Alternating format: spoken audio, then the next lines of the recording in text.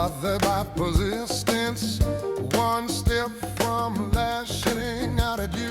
You wanted to get on my skin and call yourself a friend. I've got more friends like you. What do I do? Is there no standard anymore? All right, so I've given this a lot of thought. This is where we're starting, kind of ground zero for the cab. The grill cloth is really not bad. And here's another thing. I don't want to release it from the Velcro because then it's going to start rattling. It's nice and tight right now. You know, just going to leave well enough alone. I'll give it a nice cleaning.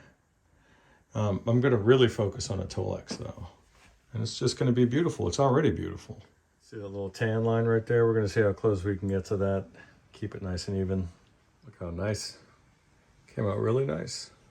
All right, one last update for the night. I'm being space invaded by the little guys. It's time for stories. What are you doing? Shh. This is the final the final version of your amp, the cabinet. Take a look.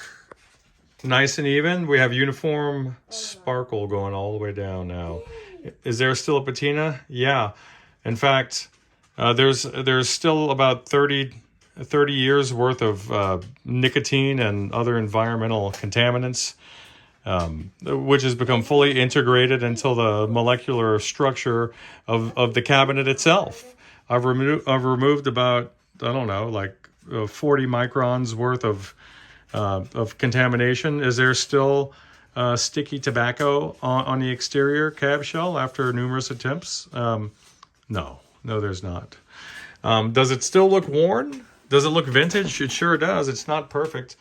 This lighting is sort of betraying the fact that there's still some little paint speckles here and there. There's still some uneven colors. It looks like, it almost looks like the cab was, like right here, there's this odd area right here that almost feels like a burn, but I'm not quite sure what it is. Anyway, that's obviously not going to come out. This is not coming out, regardless of how I brush this. That's weird. That is weird. With a toothbrush and all the other stuff, that's not coming out. But hey.